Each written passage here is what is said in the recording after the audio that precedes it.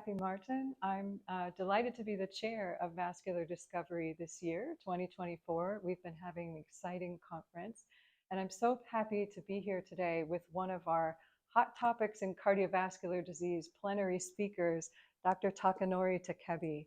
He is affiliated, he has laboratories at Cincinnati Children's Hospital and Osaka University in Japan. He's an extremely innovative, globe-trotting scientist. He has done such a wide variety of exciting research, including everything from pioneering novel methods of intestinal breathing for respiratory support to designing healthy cities designed to promote a healthy population. We invited him to Vascular Discovery to speak specifically about his work developing vascular organoids to improve cardiovascular research. So could you please tell us a little bit about your organoid technology and how this is an improvement over traditional cell culture methods? Thank you so much for very kind introductions. I'm actually coming from the hepatology communities and with a main focus on the liver transplantations field.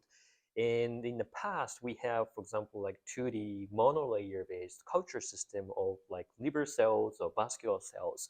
But because my goal is to eventually transplant the in vitro grown tissues back to the patients to help the disease conditions, we definitely need a crosstalk or organization of the multiple different cell types, including like vasculatures. So this started to, conceptualize the approach of organoid technologies, where we can have like epithelial lineages aligned with the blood vessel lineages and organize it in a way we saw in our body. So we can have multicellular structures self-organized from stem cell culture methods. So that is making a very good, stretch towards really recapitulating what you see in a body. Your videos of the self-organizing organoids were amazing. It was just incredible to see these structures come together Mm-hmm. and how you can study the association of cells from different specific organs with the vasculature. Mm-hmm. And one of the discoveries that you shared with us yesterday that was so exciting addressed this controversy over whether the SARS-CoV-2 COVID virus infects endothelial cells.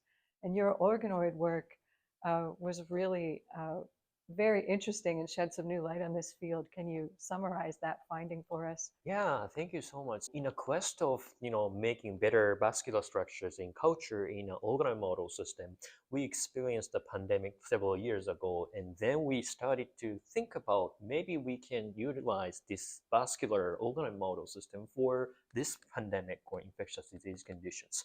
So that's where we started for this project. And we have actually compared with initially on the more standard cell lines, for example, like umbilical vein derived cubic cell lines or other commercially available cell lines. But unfortunately, none of the cell line is able to infect the SARS-CoV-2. But when we start looking at our vascular organoid model system, they actually are infected very well with the SARS-CoV-2. So that is pretty, helpful discovery, because in the past, it was very controversial in terms of SARS-CoV-2 infectivity in cultured cell lines, but ours do. So based on this infection model system, we understand how the molecularly SARS-CoV-2 is, damaging the endothelial cell type, which we actually see in the patient's population, and leverage that understanding for the potential therapeutic applications. So we are hoping to move this discovery for future therapeutic applications. That was a tremendous discovery and really changed the way we think about COVID and the vasculature. And you mentioned that you even have some new therapies based in part Mm-hmm. on these studies. Exactly. Really exciting work. Thank you so much. So in collaboration with the pharmaceutical industry, we are trying to, develop the potential therapeutics really targeting by biologic-based approach to, make potential available therapy for that type of, very devastating vascular problems. Very exciting. Very exciting for me too. And you mentioned that you come from the hepatology field, Mm-hmm. and the endothelium in the liver has some very unique features that you've managed to model in your organoids. Mm-hmm. And you showed yesterday some microscopy, live imaging of Mm-hmm. liver organoids implanted in the brain, Mm-hmm. and watching how those integrate with Mhm. inside an organism. Um, what kind of developments do you think will come that will help us better understand liver disease such as NASH from these type of studies? Yeah, I think this, potential transplantation hybrid approach with organoid is very tremendous because in a traditional ways, organoid is limited in a dish, right? So, or you can study the, cellular crosstalk or molecular pathways, but you can't really connect with, for example, circulatory system, which is very essential for maintaining the health and disease conditions as well.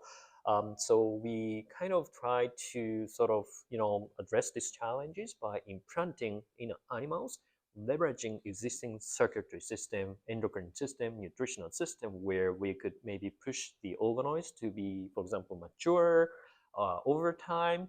And then also, if you perturb the process, maybe we can study the disease conditions. That's exactly why we kind of try to hybrid or merge the in vitro organoid approach as well as in vivo transplant-based approach.